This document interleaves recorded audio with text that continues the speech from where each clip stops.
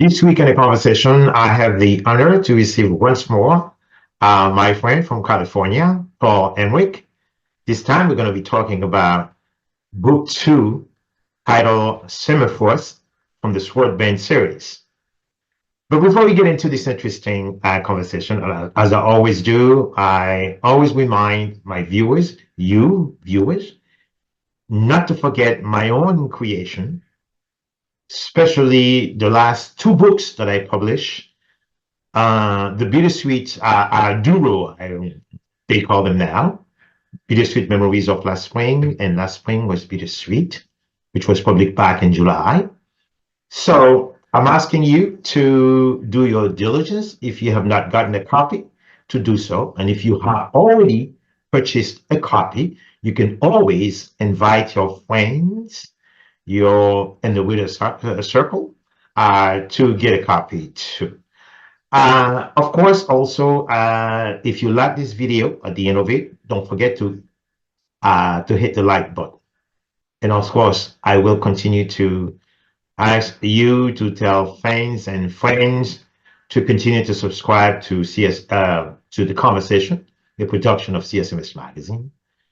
And the best way to support the conversation is to tell them to subscribe. And if they subscribe, tell them also to hit the notification bell so that way every time a video is posted, it'll go directly into the portable, into their portable. So let's get started.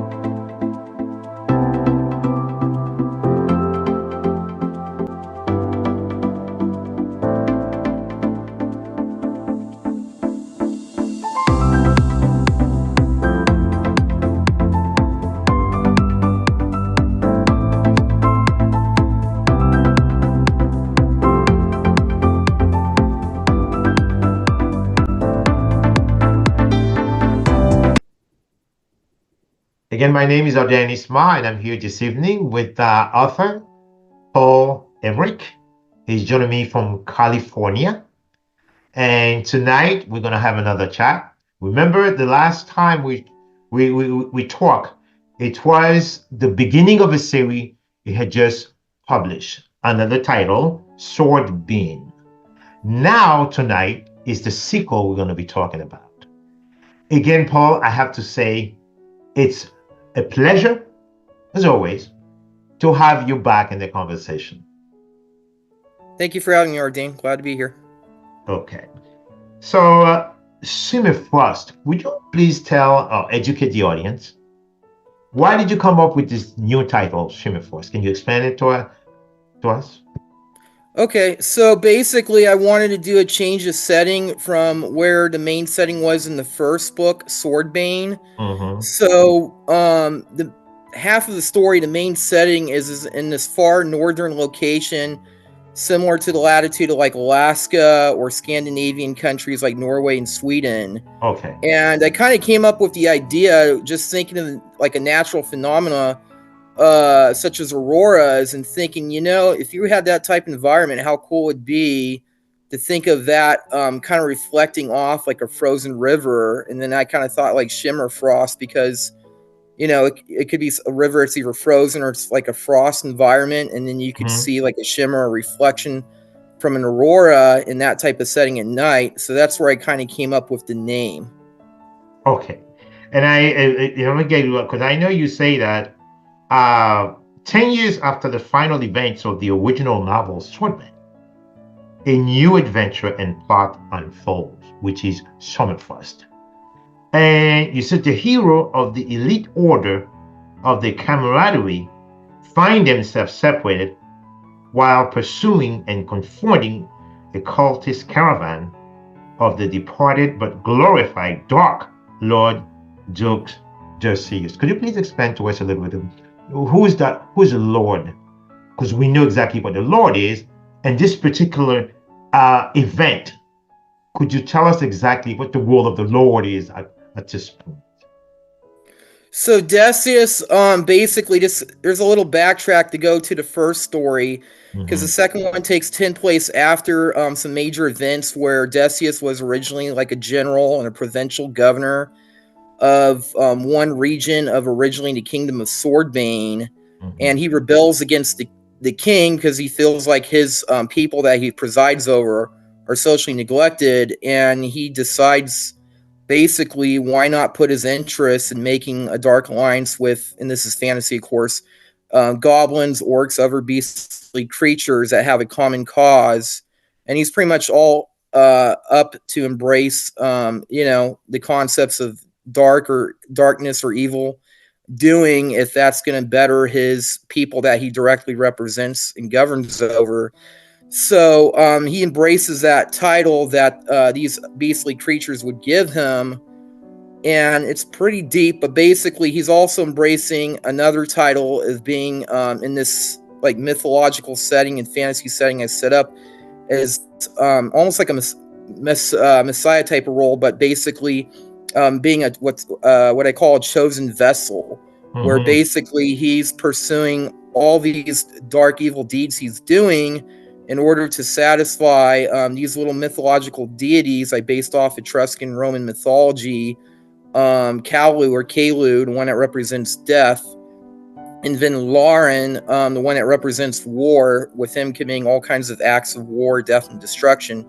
So, anyways, he attains his powers, and then just to quickly pick up, going transition from the first book at the end towards the second, he's defeated by the main protagonists, who also gain these divine chosen vessel-like powers based on the deity spirits that they ascribe their deeds to, you could say.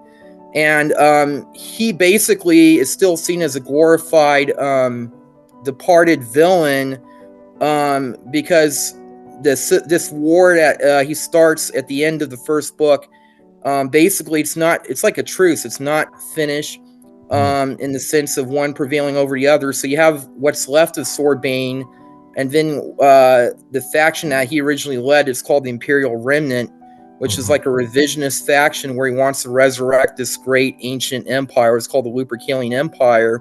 Mm-hmm. So it's kind of divided along those lines.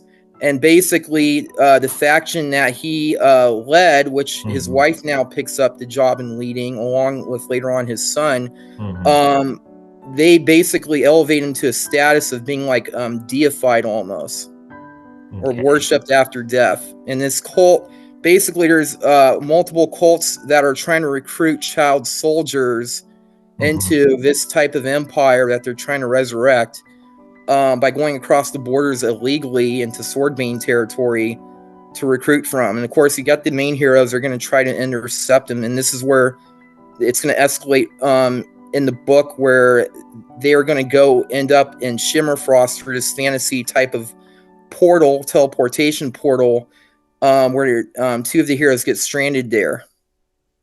Now, is it fair to say this is a struggle between good and evil?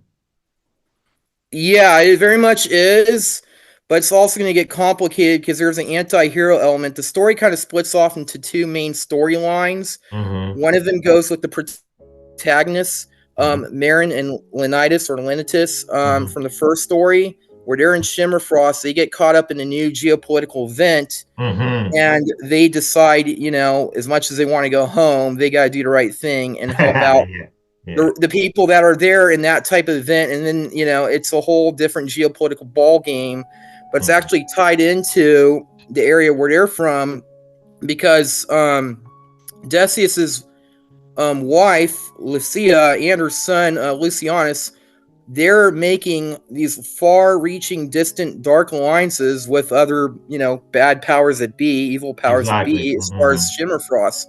So they're caught up in this, and they feel obligated, to take the role to try to help these different fighting in factions, these different groups of species that don't get along with each other. One of Right. them are called Nordlings. That's part of Marin's heritage. It's kind of similar as analogy to like Viking or Germanic culture. Right. And then the other group is a fantasy hybrid, you could say, of humans and deer, like Right. anthropomorphical. I call them dire people, and basically they look like humans, but they got like deer antlers. Mhm. But it's very deep. They have a history somewhat of animosity with the Nordlings, and then Marin and Leonidas. They realize they're going to have to embrace these messiah-like roles that their own cultures have Right. prophecies about in order to get them together to fight a greater perceived. So now, Paul, I was just on a 3-day event in downtown St. Augustine this weekend. It was pretty, it was a very festive mood where I had a chance or an opportunity to mingle with writers from across the country. And I realized that the two genres that people really were looking for throughout this whole book fair were fantasy and romance.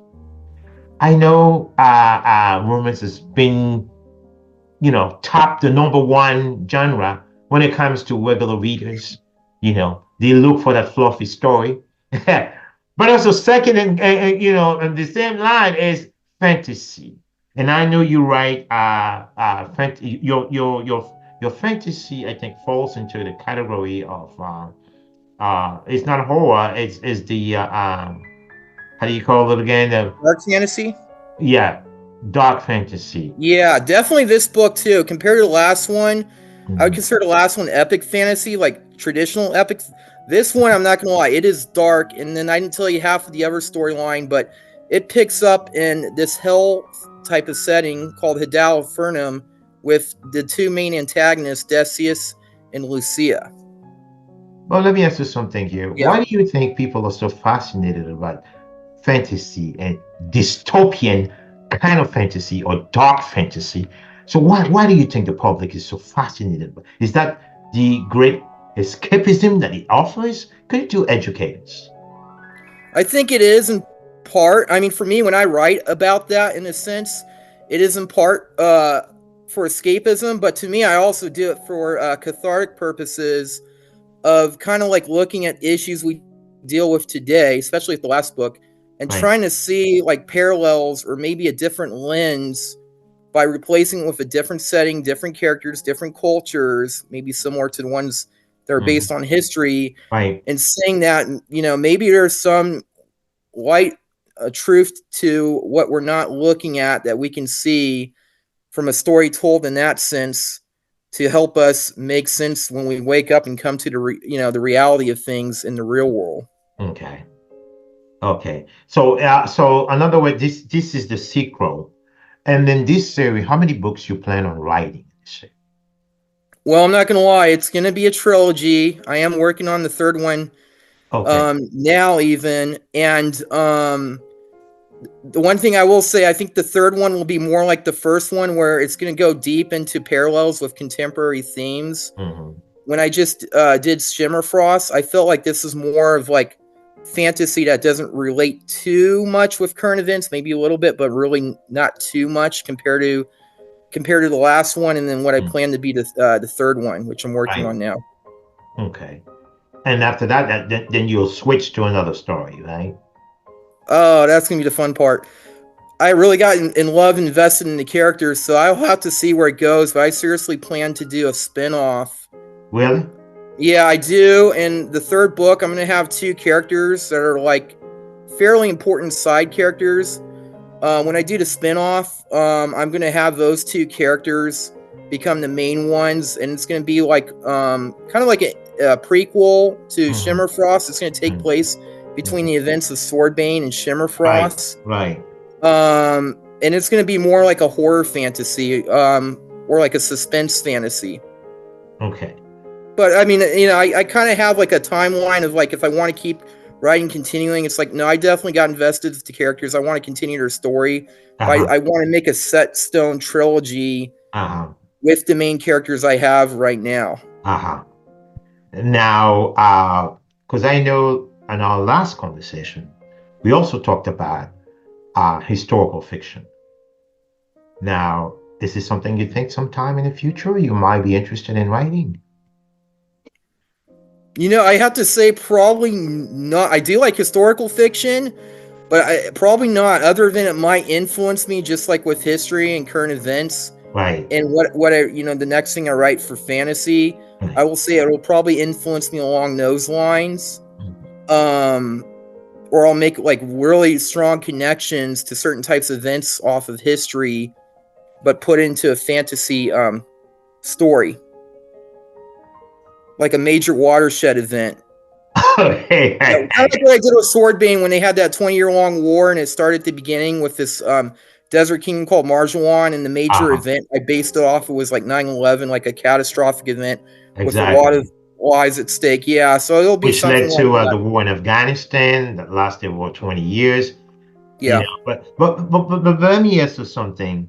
Why do you think when you write fantasy, and especially your style of writing, which reminds me of Paul, the uh, is from Ontario, Canada. Remember his last name. He writes also fantasy and the kind of way dark fantasy that you really write, and the stories always actually writing in a sense reflects the reality of the life, the kind of life as we know it that we live in, and then but you give it some sort of uh, I would say you see the social, your characters really transcends into not just the dark world that you're describing, but also and the clear world, the world itself as we live it, and that's what makes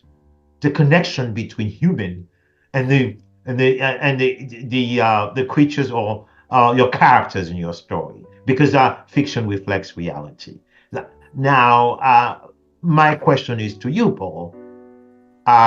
Do you think, beside writing dark fantasy or dystopian kind of fantasy, would you also see sometimes in the future, will you write fantasy like the kind of, at least Adele's been written using historical events to create fantasy?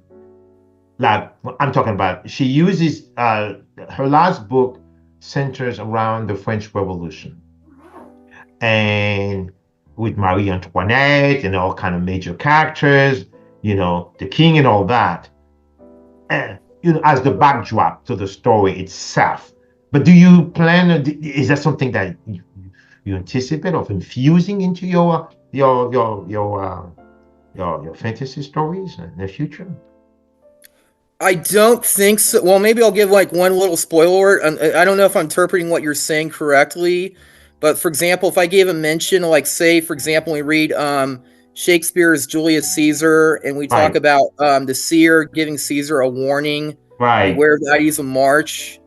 And I don't know if your question is like, well, would I take something like that and then just retransliterate that over exactly. into the thing? Yeah. So the answer to that is yeah. I actually did something like that. I'm starting to do that in the third book. But Okay, there might be one or two things. There won't be a whole bunch of those things. There might be one or two things kind of like that where I'm gonna do it. Where it takes that idea from, again, like if I took Caesar's Julius Caesar that Shakespeare wrote, and he talked about the seer telling Caesar beware the ides of March. It'll be something along those lines where I'll take that and then I'll put it according to the story that I'm telling for fantasy. Because I do like those things. It kind of does hit a nail for my interest of what I like to read, where maybe the reader can pick up on that, where they can have that shared common bond that they like with the author, I guess. So okay. So, my next question is, Paul, do you think your stories could, in some ways, uh, fit Hollywood, for example, or maybe an independent film industry? So I am I know actually you live in. in California, so Yeah. I'm actually. I won't give too. I can't give too much details, but I okay. will say I am working with a screenwriter. We did do a pilot Yeah. script. Okay. Yeah, and what he told me, he's on the East Coast, though, but he has connections. He submitted it to at least 3 studios so far that were interested. They got a copy of the book and the pilot script, but it's kind of like a waiting game to see if they want to Right. go forward or not, or if he keeps pitching to other studios if someone is interested and does want to go forward. But yeah, I did go that direction so far. That's the thing. When I dream and I write this stuff, Right. I'm a very visual person. Hmm. It's literally like a movie to me. So like if I tell my kids the PG 13 version of the story at night, um, they got into it too. My 2 youngest kids, especially my daughter, she was telling me, Daddy, I want to dream the same stuff you're seeing. I'm like, well, the best I could do is tell you in my words. But it's cool. It's like I could dream and visualize this as if like I'm a ghost and I'm seeing it all unfold, almost like a movie or TV series. So yeah, I do think it has that potential. God willing, we'll see if it goes there. But even Right. I'm just happy to write about. I really got invested by the time I got to the end of Swordbane with the characters, where I'm like, no, I can't just drop it and let it go. I got to keep writing. I have a passion for the characters, and yeah, that's all I'm gonna say. And I know that world building is extremely important for fantasy writers. So, and I know it requires discipline because you're building a world from scratch. So, what time of the day you devoted to doing that? Is that early in the morning or late at night when the whole family now sounds snoring and you have the universe all yours? When do you do that? Yeah, it's usually late at night on the weekdays. On the weekends, it really depends because if I have the time off, and maybe it's just one of those casual Saturdays, I don't have a family event, or I'm pretty involved with my religious community.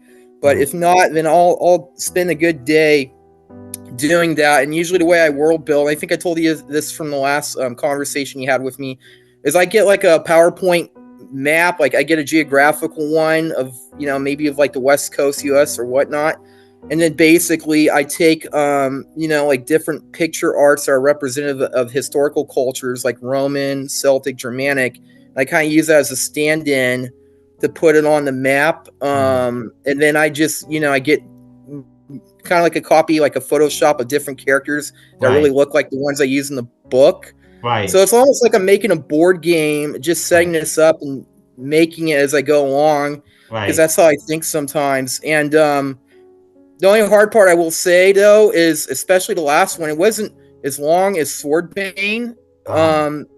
page wise and word wise, but Mhm. it took longer because I really have to check myself, as I'm sure any author that does sequels, and make sure there's consistency to canon. Exactly. There's not as much conflictions as possible, Exactly. making sure it's all right. So that does take time. Okay. So now, who is your best fantasy author? Someone that you would emulate. Hands Well, I down. told you, yeah, I remember last time I'll give you a different one because I got tied between two, and Okay. I told you Salvatore the last time. So this time, and you mentioned the last time, I'm like, oh, I should have gotten credit too. I just didn't mention by name, but Tolkien, What's his name? J.R.R. Tolkien. Oh, John talking. Okay. Okay. Okay. Okay. Now, what do you think that you are so fond of him, of his writing? Well, I mean, in a lot of ways, like for a lot of fantasy authors, he Uh, influenced a lot of them, including myself, uh-huh. and I'm sure Salvatore as well. And just like us, I mean, he does draw from mythology, especially European mythology. So I think in a way, it's like he's got to get a lot of credit as being like, to me, as father or grandfather of modern fantasy, especially if it's drawing from European mythology with creatures are used like goblins, dwarves, elves, and then even orcs. But I would attribute where he got orcs from is, and I use this character in the second book as one of the main villains is a Etruscan Roman mythological one called Orcus, and Mm. that would be the equivalent of Roman mythology as being like Satan in Christianity. Okay. So So the he's one of the launch. villains in the book. Okay. Mm-hmm. So the launch is already you've already launched the book, right? And it's available anywhere they say they sell books, right? Like on Amazon, Barnes and Nobles, and all these. Anywhere online. Yeah. So if you're looking at a physical store, that's really hit and miss because it's print on demand. But Mhm. it's all the major vendors online if they want to order, like Yeah. Amazon, like you mentioned, Amazon, Barnes and Noble. It should be. If it's not, I have to double check Walmart and Target, Mhm. just like Swordbane was. And then some independent bookstores, it depends. If somebody wants to request it, they can always order it. It's print on demand. But if Mhm. you're ordering online, they can also order it print on demand for soft cover, Mhm. hardcover, and Mhm. then Kindle or ebook. So it's widely available. Okay. Do you plan on having also like a an audiobook for it too? I don't, because I do self-publishing and I don't have that expense to afford to do that. Mhm. What I do know, when I last checked for Swordbane, I Mhm. think on the Kindle books it has a text to read feature. I know that's obviously not the same as a professional audiobook. Right. That's the best that I have in line that would probably compare to that. You can try, you never know. Yeah. But it's a project. You can just make it as a project, not something you would concentrate on right now, because Mm-hmm. you're working on the third book now, right? Yeah. I'm working on the third book. I have like 11 or 12 chapters into it. Okay. And it's going to be deep. I'm going to introduce not really two, but one new main character. The son of the villain, Decius' son, is grown up. Okay. So guess what? Surprise! He wants to do Dad's job. He wants to be the next Dark Lord.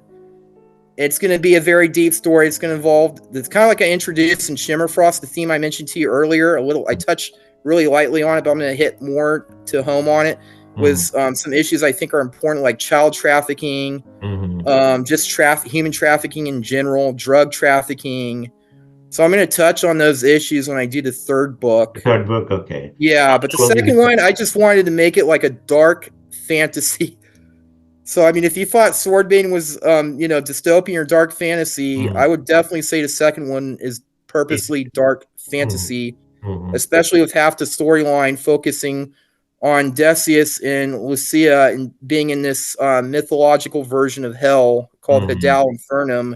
Mhm. Yeah, and I would also say the villains or the characters, I do base them off of going away from Roman and Etruscan mythology, but also adding other cultures, going into Norse or Germanic mythology. But I did it like blending. So I took the personalities of two mythological characters and I blended them into one to shape who they could be, or like the villains. So one of the villains, that's the main one, is Shimmerfrost. It's kind of like an overlord female character. Her name is Hell Scotty. Mhm. I took the mythological names of Hela, who's like the goddess of the underworld or death in the Norse mythology, and blended her with one called Scotty, who's kind of like the goddess of cold, snow, or hunting. So Mhm. I did a lot of blending around with some of the mythology, or some of them I just straight up adopted in.